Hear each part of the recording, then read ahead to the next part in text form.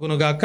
దేవాది దేవుని ఉన్నతమైన శ్రేష్టమైన మరి ఘనమైన నామములో కూడొచ్చిన మీ అందరికీ ప్రైజ్ ది లార్డ్, వందనాలు. అండ్ తర్వాత వాక్యంలోనికి మనం వెళ్ళే ముందు ఒక మాటను చదువుకుందాం. దేవుని వాక్యంలో నుండి ఒక మాటను చదువుకున్న తర్వాత మనము దేవుని వాక్యంలోనికి వెళ్తాం. ప్రసంగి గ్రంథం, దయచేసి అందరూ కూడా ఈ మాటను తెరిచి చూడాల్సిందిగా మనవి చేస్తున్నాను. ప్రసంగి గ్రంథము 12వ అధ్యాయం, ప్రసంగి గ్రంథము 12వ అధ్యాయము 8వ వచనాన్ని మనం చదవబోతూ ఉన్నాం. ప్రసంగి గ్రంథము 12వ అధ్యాయం. సమస్తము వ్యర్థమని ప్రసంగి చెప్పుచున్నాడు. సమస్తము వ్యర్థము. చదువు. ప్రసంగి జ్ఞాని అయి ఉండెను. జ్ఞానం మళ్ళీ చదవమా. అతడు జనులకు జ్ఞానము బోధించెను. అతడు ఆలోచన చేసి అనేక సామెతలను అనుక్రమపరిచెను. దేవునికి స్తోత్రము, దేవుని నామానికి మహిమ. చిన్న మాట ప్రార్థన చేసుకొని ఈ దినపు దేవుని వాక్యాన్ని మనం ధ్యానం చేయబోతున్నాం. తల వంచుదాం, కళ్ళు మూసుకొని చిన్న మాట ప్రార్థన. అత్యంత కృపాభరితుడైన మా యేసు ప్రభువా, మీ నామానికి వెలలేని వందనాలు, స్తోత్రాలు చెల్లిస్తూ ఉన్నాం. ఈ మధ్యాహ్న వేళ మరొక్కసారి నీ పాద సంధానికి వస్తూ నిన్ను ఆరాధిస్తూ, నిన్ను ఘనపరుస్తూ, నిన్ను మహింపరుస్తూ ఉన్నాం. మా జీవితాల్లో అనేక మేలులు, ఉపకారాలు చేస్తూ మాకు చాలని దేవుడుగా ఉన్నందుకు వందనాలు, స్తోత్రాలు చెల్లిస్తున్నాము తండ్రి. వాక్యమైన దేవా, నీ వాక్యము చేత మాతో మాట్లాడమని ప్రార్థన చేస్తున్నాను. నీ వాక్యము ప్రతి ఒక్కరిని కూడా ఎదుగోనైనా వెలిగించేది. నీ మాటల చేత ప్రతి ఒక్కరు కూడా ఎదుగో జీవింప చేయబడతారు. అటువంటి జీవముగలిగిన మాటల చేత మా అందరినీ మీరు దర్శించమని కృతజ్ఞతలు, వందనాలు, స్తోత్రాలు చెల్లిస్తూ ఘనత, మహిమ, ప్రభావములు నీ నామమునకు ఆరోపణ చేస్తూ నజరేయుడైన యేసయ్య నామములో మిక్కిలి వినయముతో అడిగి వేడుకుంటున్నాము తండ్రి, ఆమేన్. సో మనము గత వారంలో నేర్చుకున్నటువంటి ఒక విషయం ఏంటంటే, మరి జీవిత పరమార్థం కొరకు సొలొమోను వెతికినటువంటి విషయాలు. మరి జీవిత పరమార్థం కొరకు సొలొమోను చేసినటువంటి అన్వేషణ అనే పదాన్ని మనం ఆలోచన చేశాం. జీవితానికి ఏదైనా పరమార్థం ఉందా? మనం బ్రతుకుతున్నామంటే ఏదైనా అర్థం ఉందా లేదా? అర్థవంతంగా బ్రతుకుతున్నామా లేదా? లేక ఏదో జస్ట్ బ్రతుకుతున్నామంటే బ్రతుకుతున్నామా? మనం బ్రతకడానికి గల కారణం ఏంటి?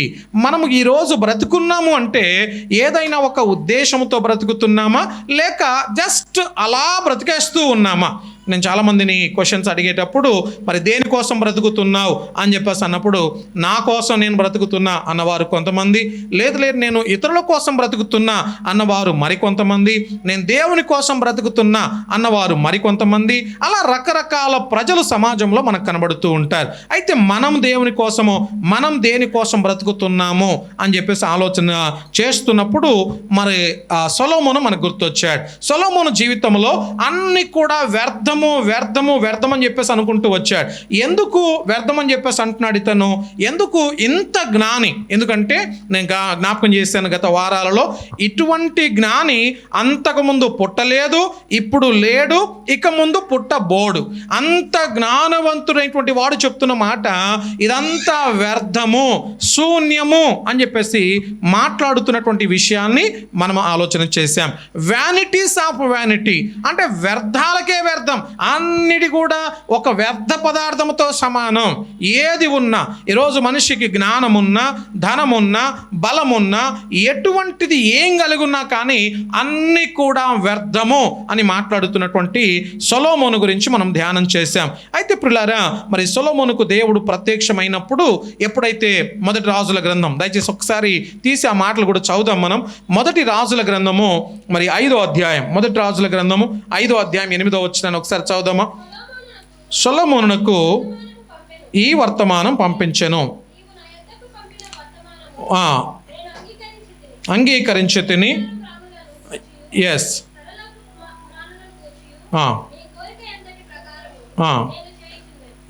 3వ అధ్యాయం చదువుదాం ఒకసారి. 3వ అధ్యాయము మొదటి వచనం నుంచి చదువుదామా. మొదటి రాజుల గ్రంథం 3వ అధ్యాయము మొదటి వచనం నుండి. తర్వాత సొలొమోను ఐగుప్తు రాజైన ఫరో కుమార్తెను పెళ్లి చేసుకొని అతనికి అల్లుడాయను. తన నగరును యెహోవా మందిరమును యెరూషలేము చుట్టూ ప్రాకారమును కట్టించుట ముగించిన తరువాత ఫరో కుమార్తెను దావీదుపురమునకు రప్పించెను. ఆ దినముల వరకు యెహోవా నామమున కట్టింపబడిన మందిరము లేకపోగా జనులు ఉన్నత స్థలముల యందు మాత్రము బలులను అర్పించుచూ వచ్చిరి. తన తండ్రి అయిన దావీదు నియమించిన కట్టడలను అనుసరించుచు సొలొమోను యెహోవా యందు ప్రేమయుంచెను గాని ఉన్నత స్థలముల యందు అతడు బలులను మాత్రము అర్పించుచు ధూపము వేయుచుండెను. ఇతను ఏం చేస్తున్నాడు? సొలొమోను ఏం చేశాడని చెప్పేసి అంటే తన తండ్రి అయినటువంటి తన దావీదులాగా నడుచుకున్నాడు. కాకపోతే కొన్ని ఉన్నత స్థలాలను అతను పడగొట్టలేదు.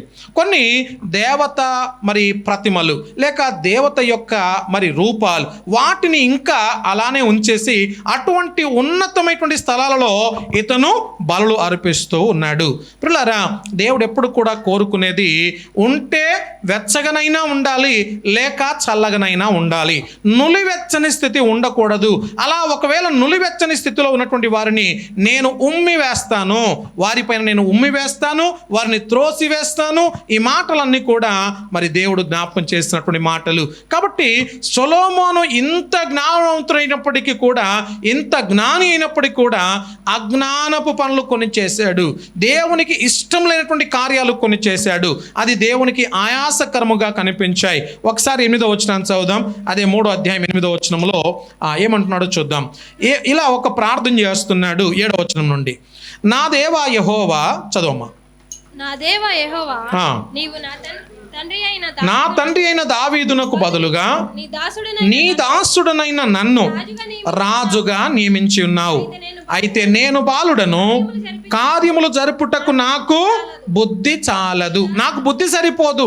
దావీదు కుమారుడైనటువంటి సొలొమోనుకు దేవుడు ఎప్పుడైతే ప్రత్యక్షమయ్యాడో సొలొమోనుని అడిగాడు, సొలొమోను నీకేం కావాలయ్యా అని చెప్పేసి అంటే, మామూలుగా మనమైతే ధనాన్ని కోరుకునే వాళ్ళం, మనమైతే పెద్ద ఇండ్లను కోరుకునే వాళ్ళం, ఇంకేదైనా పేరు ప్రఖ్యాతులు కోరుకునే వారమేమో మనుషులమైతే.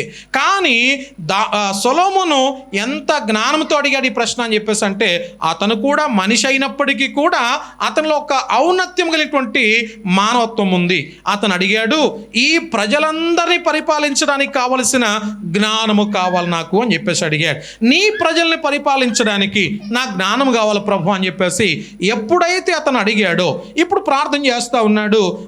8వ వచనంలో, నీ దాసుడనైన నేను నీవు కోరుకొనిన జనుల మధ్య ఉన్నాను, వారు విస్తరించి ఉన్నందున వారిని లెక్క పెట్టుటకు వారి విశాల దేశమును తనకి చేయుటకు అసాధ్యము. అన్నిటిని నేను చూసుకోవడం అంటే అసాధ్యం. ఏం కావాలో, ఎలా తనిఖీ చేయాలో, ఏ విధంగా వారిని పరిపాలించాలో, ఏ విధంగా వారి సమస్యను పరిష్కరించాలో ఇవన్నీ నాకు తెలవాలని చెప్పేసి అంటే నాకు జ్ఞానం కావాలి. అలాంటి జ్ఞానం నాకు దయచే ప్రభు అని ప్రార్థన చేసినటువంటి వాడు సొలొమోను మహాభక్తుడు. పిల్లరా, నిజంగా లోకంలో ఎంతో మంది ఉంటారు, వారికి ఉన్నటువంటి జ్ఞానాలు ఎంత గొప్ప జ్ఞానం అని చెప్పేసి అంటే వారి జ్ఞానానికి మనం కొన్నిసార్లు ఎవరైనా సరే ఫిదా అయిపోవాల్సిందే.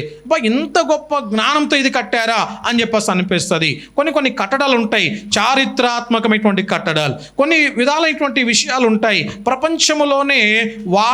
వాటిని మనం చూసినప్పుడు ఇంత గొప్ప వింతన ఇది అని చెప్పేసి అనే విధంగా ఎన్నెన్నో ప్రపంచంలో లేకపోలేదు. అయితే ప్రియులారా, దేవుని వాక్యం సెలవిస్తూ ఉంది, సొలొమోను యొక్క జ్ఞానము ఎంత గొప్పది అని మనం ఆలోచన చేస్తే, తన దగ్గరికి వచ్చినటువంటి ఇద్దరు తల్లులు, ఇది నా కొడుకంటే నా కొడుకు అని చెప్పేసి ఇద్దరు కూడా కొట్లాడుతూ ఉన్నారు.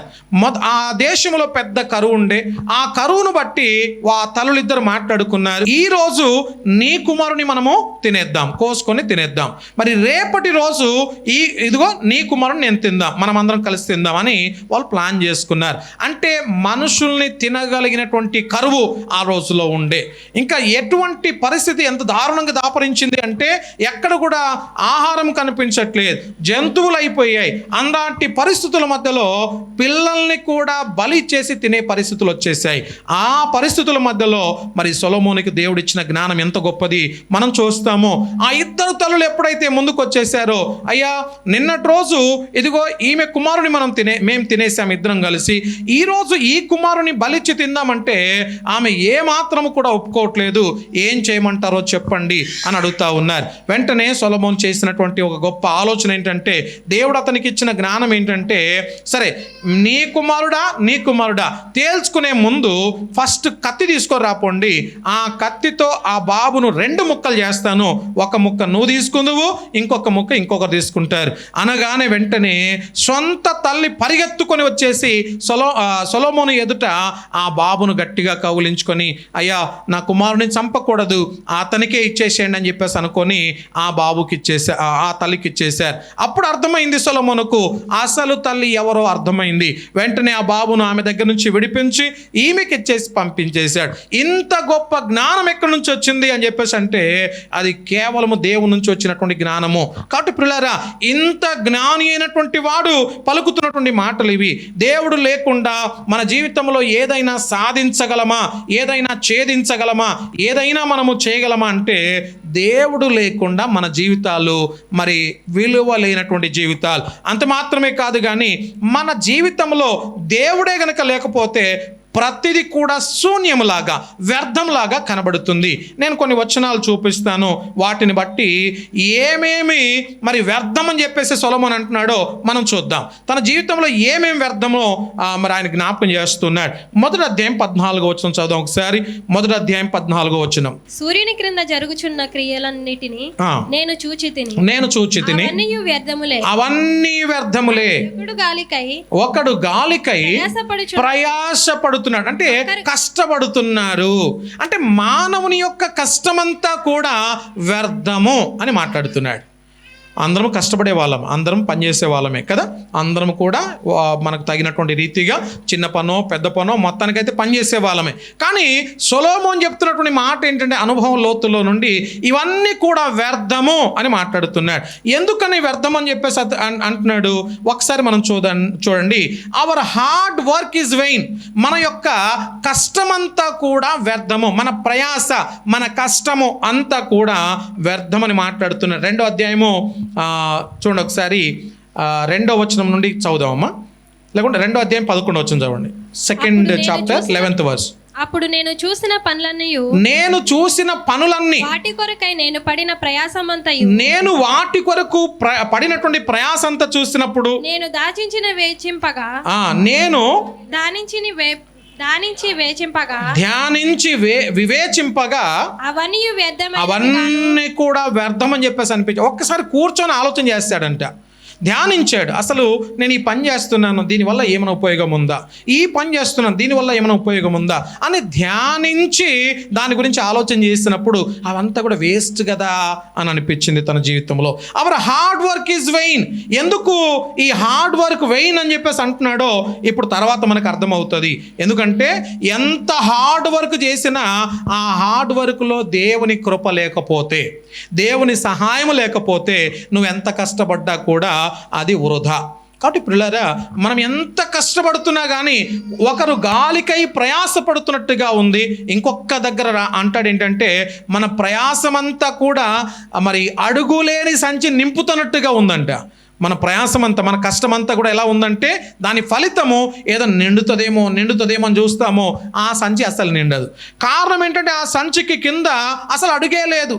అడుగులేని సంచిని మనం నింపుతూ ఉంటే ఎన్ని నాళ్లకు నిండుతుంది? అది ఎంత కష్టపడితే ఏమవుతుంది? ఓటీలు డ్యూటీలు ఎన్నెన్నో మనం పెట్టుకొని తల నిండా పనులే పెట్టుకొని అసలు దేవునికి ఇవ్వవలసిన సమయాన్ని దేవునికి ఇవ్వకపోతే దేవుడు ఏం చేస్తాడో తెలుసా? మరి ఆ హార్డ్ వర్క్ అంతా కూడా వెయిన్, వ్యర్థము అని మరి దేవుడు మాట్లాడుతున్నటువంటి మాట. కాబట్టి పిల్లారా, మనం ఎంత కష్టపడినా కానీ మన హార్డ్ వర్క్ ఈజ్ వెయిన్. ఇంకొక 2వ మాటను చూపిస్తాను చూడండి. 2వ అధ్యాయం 15వ వచనం చదువుదాం ఒకసారి. 2వ అధ్యాయం 15వ వచనం. కావున బుద్ధిహీనునికి సంబంధించినట్టే నాకు కూడా సంభవిస్తా ఉంది. నేను అధిక జ్ఞానము సంపాదించానని నా హృదయంలో నేను అనుకున్నాను, అది కూడా వ్యర్థమే. ఇక్కడ అంటున్నాడు, నేను జ్ఞానిని, అధిక జ్ఞానం సంపాదించాను, ఇంకా నాకు సాటి పోటీ ఎవరు లేరని చెప్పేసి అనుకున్నాను, అది కూడా వ్యర్థమే అని మాట్లాడుతున్నాడు. సో ఇక్కడ మరి ఇంగ్లీష్లో చక్కగా రాయబడింది, what happens to the fool will happen to me also, why then have I been so very wise. నేను ఇంత జ్ఞానిగా ఉండి ఏం లాభము? ఒక అజ్ఞానికి జరుగుతున్నట్టే జ్ఞానికి కూడా జరుగుతూ ఉంది. ఒక జ్ఞానవంతునికి ఏం జరుగుతుందో అజ్ఞానవంతునికి కూడా అదే జరుగుతుంది. అలాంటప్పుడు నేను జ్ఞానినై ఏం లాభము అని మాట్లాడుతున్నాడు. నిజమే కదా. మరి అజ్ఞాని చనిపోతాడు, జ్ఞానవంతుడు కూడా చనిపోతాడు. మరి చనిపోయేటప్పుడు ఇద్దరు ఒకేలాగా చనిపోతూ ఉన్నారు. యాక్సిడెంట్లో చనిపోతే యాక్సిడెంట్, సాధారణ మరణం అయితే సాధారణ మరణం, ఏదో విధంగా అతను కూడా చనిపోతూ ఉన్నారు, ఇతను కూడా చనిపోతూ ఉన్నాడు. జ్ఞానవంతుడు అజ్ఞానవంతుడు ఇద్దరు చనిపోతున్నప్పుడు అది పెద్ద ఇంపార్టెంట్ లాగా అతనికి అనిపించలేదు. సెకండ్ వర్డ్ ఏంటంటే అవర్ నాలెడ్జ్ ఈజ్ వెయిన్. మన యొక్క జ్ఞానం అంతా కూడా వ్యర్థము. మనం సంపాదించే జ్ఞానం ఎంత సంపాదిస్తామో, అదే ప్రసంగికలో రాయబడినటువంటి మాట ఏంటో తెలుసా? అధిక విద్య ఆయాసము కలగజేయును. అధిక విద్య అంటే రాత్రింబగళ్ళు చదువు చదువు చదువు చదువు జ్ఞానం సంపాదించుకోవడానికని ఎంతోమంది ఈ లోకంలో ప్రయాసపడతా ఉన్నారు. అయితే వాళ్ళ గురించి బైబిల్ చెప్తున్న మాట ఏంటంటే అది కూడా ఒక దినాన వ్యర్థముగా మారబోతుంది. రోడ్డు పక్కన మీరు ఎంతమందిని చూస్తుంటారు కదా, ఎంతోమంది వాళ్ళు బాగా పిహెచ్డీలు కంప్లీట్ చేస్తుంటారు, ఎక్కడో మరి సాఫ్ట్వేర్ ఇండస్ట్రీలో పనిచేస్తున్నటువంటి వారు ఉండవచ్చు గాక, వాళ్ళందరూ కూడా మరి పిచ్చితనంతో తిరుగుతున్న పరిస్థితులు మనం సమాజంలో చూస్తూ ఉన్నాం. కాబట్టి పిల్లారా, దేవుడు లేకుండా నీ కష్టము వ్యర్థము, నీ జ్ఞానము కూడా వ్యర్థము. నువ్వెంత సంపాదించినా, many scholars have made discovers but without God knowledge alone cannot give meaning or lasting comfort. మనకు దేవుడు లేకుండా మన జ్ఞానానికి అర్థం లేదు. దేవుడు లేకుండా నీకున్న జ్ఞానానికి అర్థమే లేదు.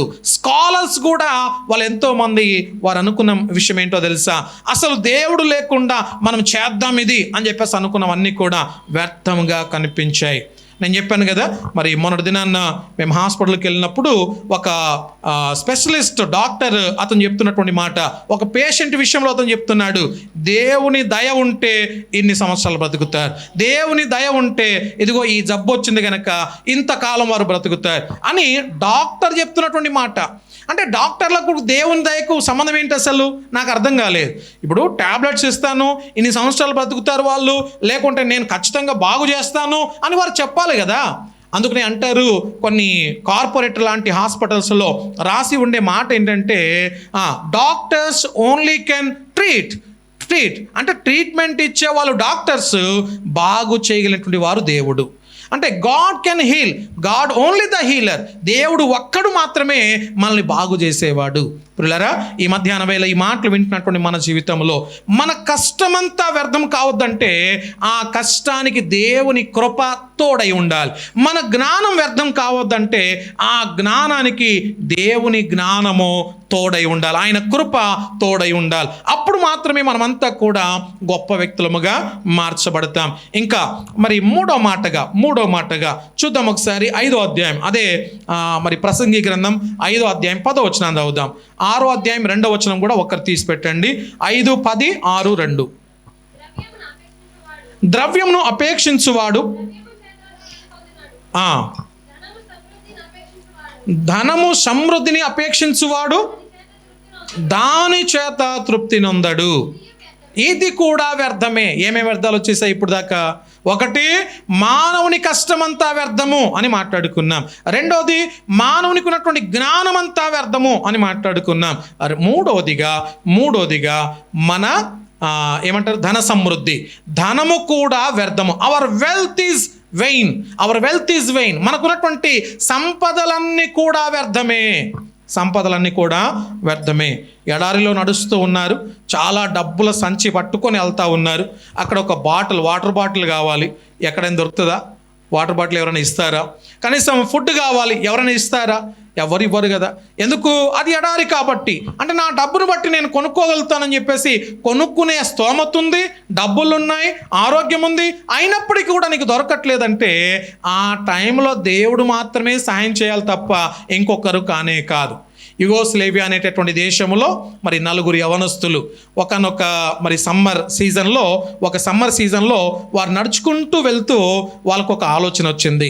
అరే, మనందరికీ కూడా మరి హాఫ్ డే స్కూల్స్ కదా, ఈ హాఫ్ డే స్కూల్లో సందర్భంగా మనం చుట్టుపక్కల ఉన్నటువంటి గ్రామాలకు వెళ్ళి యేసయ్య ప్రేమ గురించి చెప్పేసి వద్దాం అని వారు మాట్లాడుకుని వెంటనే ఆ చిన్నపిల్లలు 9వ తరగతి చదువుతున్నారు, 8th 9th చదువుతున్నటువంటి ఈ నలుగురు కూడా మరి మాట్లాడుకొని ఆ సమ్మర్ సీజన్ అంతా కూడా మరి చుట్టుపక్కల ఉన్న గ్రామాలకు వెళ్ళి సువార్తను ప్రకటిస్తూ ఉన్నారు. ఒక దినాన్న మరి ప్రత్యేకంగా వారు నడుచుకుంటూ వెళ్తున్నారు. సడన్గా అదొక అంతా కూడా ఎడారి ప్రాంతం. అది సడన్గా వర్షం వచ్చేసింది. ఆ వర్షంలో ఎక్కడ దాచుకోవాలో కూడా తెలియనటువంటి పరిస్థితి. ఇప్పుడు వారు ఇలా ప్రార్థన చేశారు, దేవా, మేమంతా కూడా మరి నీ పని చేస్తున్నాం కదా, నాకు సహాయం చేయండి, మాకు ఎలానైనా సహాయం చేయండి అని చెప్పేసి అనుకొని వారు దేవుణ్ణి అడిగారు. ఎప్పుడైతే వారు ప్రార్థన చేసుకొని వారి నడక కొనసాగించారో వర్షం వస్తూ ఉంది.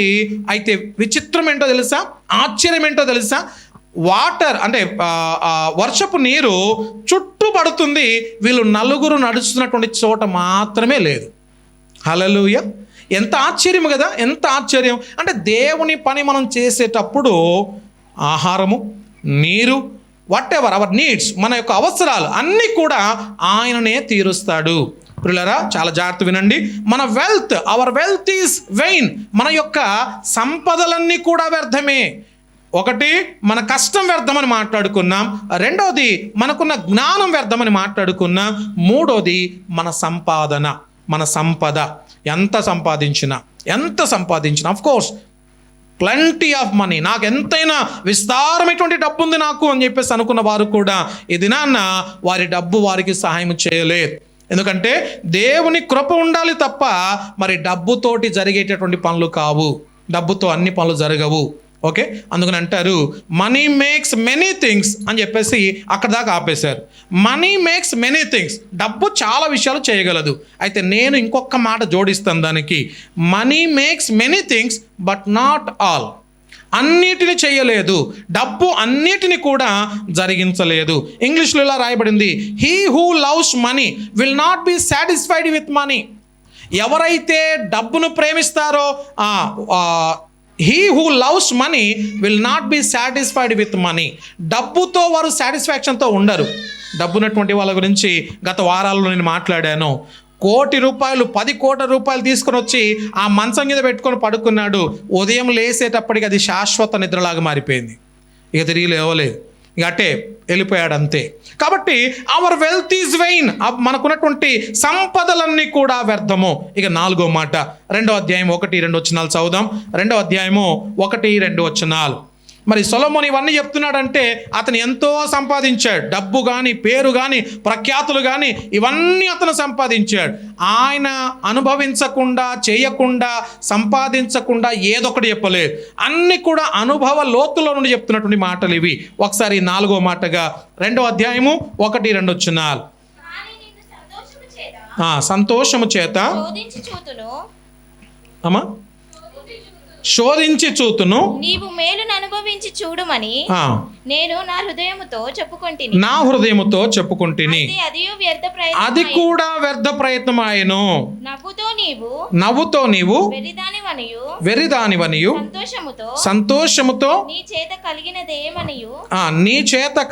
ఏమని నేనంటిని. ఇక్కడ చూడండి, సొలొమోను యొక్క లగ్జరీ లేకుంటే అతని లగ్జరీని మనం ఏమంటాం, తెలుగులో ఏమనొచ్చు చెప్పండి, ఒక విలాసవంతమైన జీవితం. ఓకే, అతను చాలా హ్యాపీగా బ్రతకాలని చెప్పేసి అనుకున్నాడు. విలాసవంతమైనటువంటి జీవితం అంటే ఎలా ఉంటుందండి? విలాసవంతమైన జీవితం, ఓ పెద్ద ఇల్లుండి, ఆ ఇంట్లో అన్ని సౌకర్యాలు ఉండి, ఈవెన్ స్విమ్మింగ్ పూల్ అన్నీ కూడా అందుబాటులో ఉన్నాయంటే అది లగ్జరియస్ లైఫా? అది విలాసవంతమైనటువంటి జీవితం అంటారా? ఎస్ అనొచ్చు. అయితే అటువంటి విలాసవంతమైన జీవితం కూడా వ్యర్థము అని మాట్లాడుతున్న ఆయన మామూలు వ్యక్తి కాదు, అతి జ్ఞానవంతుడు. ఆయన లాంటి వాడు లేడు పుట్టడిగ్గా. అంతకుముందు లేడు, ఇప్పుడు లేడు, నెక్స్ట్ కూడా ఉండరు. అటువంటి జ్ఞాని చెప్తున్నటువంటి మాట, నువ్వు విలాసవంతంగా జీవించాలనుకుంటున్నావు, ఆ జీవితం కూడా వ్యర్థమే అని మాట్లాడుతున్నాడు. ఇవన్నీ ఎందుకు వ్యర్థాలు? దేవుడు లేకుండా చేసే ప్రయత్నాలు ఇవన్నీ కూడా. నువ్వు విలాసవంతంగా బ్రతకాలనుకుంటున్నావు, కానీ దాంట్లో దేవుడు లేడు. ఆ దేవుడు లేని లైఫ్ ఏదైతే ఉందో అది శూన్యం, జస్ట్ అది ఒక మీనింగ్లెస్ అనమాట, అర్థము లేనటువంటి జీవితం అది. అటువంటిది వద్దు అని మాట్లాడుతున్నాడు. సో ఒక్కసారి మనం ఆలోచన చేస్తే ఇవన్నీ కూడా టెంపరీ థింగ్స్ కదా, ఇవన్నీ కూడా ఇండ్లు వాకిండ్లు ఇవన్నీ ఉంటాయి. ఒక దినాన్ని వీటన్నిటి కూడా మనం వదిలిపెట్టి వెళ్ళవలసినటువంటి వారమే. కొంతమందికి వారి ఇల్లు అంటే చాలా ప్రేమ, కొంతమందికి వారి అందం అంటే చాలా ఇష్టం, కొంతమందికి వారికి ఉన్నటువంటి పిల్లలంటే చాలా సంపద. యు ఆర్ మై ఎవ్రీథింగ్ అని రాసుకుంటాం కొన్నిసార్లు. ఎస్, నేను కూడా రాసుకుంటాను. నా పిల్లలంటే for me everything is my world is like my children. నా పిల్లలే నాకు సర్వస్వము. ఇవన్నీ కూడా ఓకే, చెప్పుకోవడానికి అన్నీ బాగుంటాయి. కానీ దేవుడు లేకుండా ఏదొక్కటి కూడా మనం చివరి వరకు అడుగు వేయలేం. ఏ టైంలో ఏమొస్తుందో ఎవరు కూడా చెప్పలేం. నేను చెప్పాను కదా, మొన్నటి దినాన్న డాక్టర్తో మాట్లాడుతున్నప్పుడు ఆ క్యాన్సర్ డాక్టర్ అతను చెప్తున్నాడు, సార్ ఎందువల్ల ఇది వస్తుంది అని అడిగినప్పుడు అతను ఒకే ఒక్క మాట చెప్పాడు, ఏ కారణం లేకుండా వచ్చేది ఏమైనా ఉంది అంటే అది క్యాన్సర్. ఏ కారణం లేకుండా, కొన్నిసార్లు ఫుడ్ కావచ్చు, కొన్నిసార్లు వాతావరణం కావచ్చు, లేకుంటే ఇంకేదైనా కావచ్చు, కానీ అసలు కారణమే ఉండదు క్యాన్సర్ రావడానికి అని చెప్పేసి అంటున్నాడు. అంటే ఏ కారణం లేకుండా క్యాన్సర్ వచ్చేస్తూ ఉంది. ఎప్పుడు ఏమైతామో మనము తెలియదు. అందుకనే ఉన్న ఈ కొద్ది జీవితాన్ని ఆనందంగా బ్రతకడం దేవుని చిత్తం. ఉన్న దాంట్లో తృప్తిగా ఉండడం చాలా ఇంపార్టెంట్. అవతల వ్యక్తిని చూసి, ఇప్పుడు అంటారు కదా, ఒక మాట అంటారు లోకంలో, మరి పులిని చూసి వాతలు పెట్టుకోవడం అంటారు. పులిలాగా నేను కూడా ఉండాలని చెప్పేసి వాతలు పెట్టుకోవడం. సో ఒకరిని చూసి ఇంకొకరు వాళ్ళకి ఈ ఇల్లు ఉందంటే, ఈ సైజు ఇల్లు ఉందంటే దానికంటే పెద్ద సైజు ఇల్లు నేను కొనాలి, వాళ్ళకి ఎంత ఉందంటే నాకు ఎంత పెద్దగా ఉండాలని ఒకరిని చూసి ఒకరు ప్రయత్నాలు చేస్తూ ఉంటారు. పిల్లరా, ఇవన్నీ కూడా వ్యర్థము అని మాట్లాడుతున్నాడు సొలొమోన్. దేవుడు ఇచ్చినప్పుడు తీసుకోవడంలో తప్పు లేదు. దేవుడు అన్నీ కూడా సమకూరుస్తాడు. ఆయన పిల్లలు ఎప్పుడు కూడా బికారులాగా అడుక్కుంటూ బహుతీ భిక్షాందేహి అని చెప్పేసి అడగాలని దేవుని ఉద్దేశం అస్సలు కాదు. దేవుని ఉద్దేశము ఆయన బిడ్డలు ఎప్పుడు కూడా తలగా ఉంచడమే ఆయన ఉద్దేశం. అయితే తలగా ఉండేటటువంటి నీవు నేను దేవుడు లేకుండా చేసే ప్రయత్నాలు వృధా అని మాట్లాడుతూ ఉన్నాడు. ఇక నెక్స్ట్ వర్డ్ని మనం చూద్దాం. 5వ మాటగా ఎక్లీషియాస్టస్, అదే ప్రసంగి గ్రంథం 11వ అధ్యాయం 10వ వచనాన్ని చదువుదాం ఒకసారి.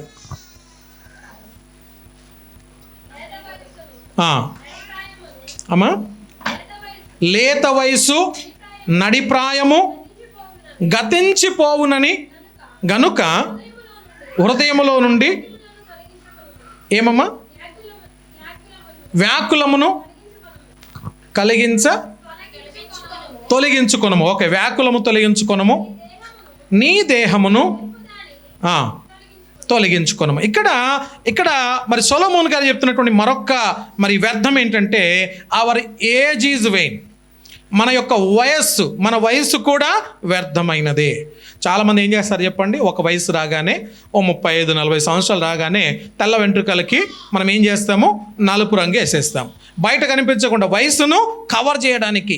మరికొంతమంది ఆ ముడత ముఖానికి, గతంలో మాట్లాడుకున్నాం కదా, మరి ఒక స్త్రీ ఫేస్బుక్లో పరిచయమైనటువంటి ఆమె మరి అవతల వ్యక్తితోటి నేను నిన్ను ప్రేమిస్తున్నాను అని ఇద్దరు మాట్లాడుకున్నారు. వీరు ఫేస్బుక్లో పరిచయము కాస్త వివాహం దాకా వెళ్ళింది. కొన్ని సంవత్సరాల తర్వాత వివాహం దాకా వెళ్ళింది. వివాహం దాకా వెళ్ళినటువంటి వీరి యొక్క పరిచయము ఒకానొక దినాన ఇక ముఖాముఖిగా చూసుకోవాల్సినటువంటి పరిస్థితులు ఏర్పడ్డాయి. మరి ఆమె వేరే దేశంలో ఉంటుంది, ఇతనేమో ఇక్కడ ఉంటాడు. వెంటనే ఒక దినాన కలుద్దామని చెప్పేసి మాట్లాడుకున్నారు. ఆ రైల్వే స్టేషన్లో ఎప్పుడైతే ఆమె దిగిన తర్వాత కూడా మరి ఇతనికి చాలా అందంగా కనిపించింది. ఫేస్బుక్లో ఆమె ఫేస్ ఎలా ఉందో ఇంకా దానికంటే అందంగా, చాలా హ్యాపీగా ఇతను ఫీల్ అయ్యాడు. ఎస్, నేను చేసుకోబోయే అమ్మాయి చాలా బాగుందని చెప్పేసి అనుకొని ఇక ఇతను మరి వివాహం చేసుకున్నాడు. వివాహం చేసుకున్న నెక్స్ట్ టైం లేకుంటే నెక్స్ట్ పరిస్థితుల మధ్యలో ఏం జరిగిందో తెలుసా? ఆమె ఒక దినాన ఆ మేకప్ వేసుకునే క్రమంలో అసలు రూపం బయటపడింది. అసలు రూపం ఎంత అంటే 55 సంవత్సరాల యంగ్ గర్ల్ అనమాట. ఆమె 55 సంవత్సరాల మరి యవ్వన బిడ్డ. ఈమె వివాహము ఇతను 21 సంవత్సరాల అబ్బాయితోటి వివాహం జరిగింది. అప్పుడు అర్థమైంది ఇతనికి ఈమె వయసు 55, నేను 21 లేక 25. ఎంత దారుణం అంటే వయస్సును కవర్ చేసుకోవడానికి వారి మేకప్లు, వయస్సును కవర్ చేసుకోవడానికి కలర్స్, అన్ని విధాలుగా మనం ఏది చేసినా వయసు అనేది గతించిపోయేది. అవునంటారా కాదంటారా? వయసు అనేది గతించిపోయేది. ఇది కూడా వ్యర్థము అని మాట్లాడుతున్నాడు సొలొమోన్. మన వయసు కూడా వ్యర్థము. అందుకని అంటున్నాడు, who knows what is good for a man while he live the few days of his vain life. మరి ఏం జరుగుతుందో తెలియకుండానే, ఇప్పుడు ఫర్ ఎగ్జాంపుల్ అనుకుందాం, రేపు నువ్వు చనిపోతావు అని చెప్పేసి తెలిస్తే ఇక్కడ నుంచి కదులుతామా? ఎవరైనా ఇక్కడ నుంచి ఒక్క అడుగైనా బయటికి వేయడానికి ఇష్టపడతామా? రేపు నువ్వు చనిపోతావు అంటే ఎవరు చనిపోవద్దులే, కానీ ఇంకా ఎక్కువ సంవత్సరాలు బతకాలి, నో డౌట్ ఎట్ ఆల్. కానీ ఏదైనా ఒకటి సంభవించి రేపు నువ్వు ఖచ్చితంగా చనిపోతావు అని చెప్పేసి ఎవరైనా చెప్తే మనం కదలం. ఇంకా ఇక చివరి, ఇప్పుడు ఒక జైలర్ అతను మాట్లాడేటప్పుడు నేను కొన్ని ఇంటర్వ్యూస్ చూశాను. ఎవరికైనా జీవిత ఖైదు పడిన తర్వాత, లేకుంటే కొన్నిసార్లు లైఫ్ పడుతుంది కదా, అంటే వాళ్ళని హ్యాంగ్ చేస్తారు, వాళ్ళని ఉరేసి చంపేస్తారు కదా, అలా ఉరి శిక్ష పడినప్పుడు ఆ పరిస్థితులు ఎలా ఉంటాయని చెప్పేసి అడిగినప్పుడు అతను జైలర్ చెప్తున్న మాట ఏంటో తెలుసా? ఎప్పుడైతే రేపు ఇతనికి ఉరి శిక్ష పడుతుంది అని చెప్పేసి చెప్తారో వెంటనే ఆ వ్యక్తి ఆ నైట్కు నీ చివరి కోరిక ఏమైనా ఉందా, మరి ఏమైనా తినాలనుకుంటున్నావా, ఎవరితోనైనా కలవాలనుకుంటున్నావా, మాట్లాడాలనుకుంటున్నావా అని చెప్పేసి అడుగుతారంట. నువ్వు రేపు చనిపోతున్నావు అనేటప్పటికీ ఎంత బలవంతుడైనా సరే, 6 ప్యాక్ ఉన్నటువంటి వ్యక్తి అయినా సరే డీలా పడిపోతాడు, ఒక్కసారి డల్ అయిపోయి ఇక అంతే సంగతులు. చనిపోతున్నాం కదా, ఇంక నెక్స్ట్ ఎన్నెన్ని ప్రయత్నాలు, బ్రతుకున్నప్పుడు వాని చంపి వీని చంపి ఏదో చేసి మోసం చేసి ఎన్నెన్నో చేసినటువంటి వీని పనులన్నీ కూడా ఇక రేపటితోటి సమాప్తం. ఏం తింటావంటే తిండికి కూడా వాళ్ళు ఇంపార్టెన్స్ ఇవ్వరంట, తినడానికి ఇష్టపడరంట, ఏం తినను అంటారంట. కొంతమంది మాత్రం అడుగుతారంట, నాకు బిర్యానీ కావాలి, ఎందుకంటే చివరి టైము బిర్యానీ తిని చచ్చిపోతా అని. సో అలాంటి వాళ్ళు కూడా లేకపోలేదు. ప్రియులారా, ఎందుకు ఈ విషయం చెప్తున్నా అంటే రేపటి దినము దాని యొక్క పరిస్థితి దేవుడు మాత్రమే తెలుసు, ఆయనకు మాత్రమే తెలుసు. అటువంటి రేపటి దాని గురించి ఆలోచన చేయకుండా మనం ఈరోజు బ్రతికున్నాము అంటే ఇందులో దేవుని కృప, దేవుని దయ, దేవుని కనికరం, వాత్సల్యత ఎంత గొప్పదో మనం అర్థం చేసుకోవాలి. అందుకనే సొలొమోను మాట్లాడుతున్నాడు, అవర్ లైఫ్ ఈజ్ వెయిన్, మన యొక్క జీవితం అంతా కూడా వ్యర్థము అని మాట్లాడుతున్నాడు. ఇప్పటిదాకా ఎన్ని మాటలు జ్ఞాపకం చేశాను. ఒకటి, our hard work is vain, మన యొక్క కష్టం అంతా కూడా వ్యర్థము. దేవుడు లేకుండా కష్టపడితే ఆ కష్టానికి విలువ లేదు. రెండోదిగా, అవర్ నాలెడ్జ్ ఈజ్ వెయిన్, మన యొక్క జ్ఞానం అంతా కూడా వ్యర్థము, మన జ్ఞానానికి దేవుని సహాయము తోడు కావాలి. ఇక మూడోదిగా, అవర్ వెల్త్ ఈజ్ వెయిన్, మనకున్నటువంటి ధనము, సంపాదన అంతా కూడా వ్యర్థము. దేవుడు ఇస్తే దాన్ని బట్టి దేవునికి వందనాలు చెల్లించాలి. కొంతమంది ఏమి లేకపోయినా ఎగిరెగిరి పడేటటువంటి వాళ్ళు కూడా లేకపోలేదు. వారి మాటలతోటి నాకు అన్నీ ఉన్నాయి అనుకొని ఎగిరెగిరి పడతారంట. అన్నీ ఉన్నవాడు అణిగిమణిగి ఉంటారని చెప్పేసి సామెత. అన్నీ ఉన్నవాడు ఎట్లుంటారంట?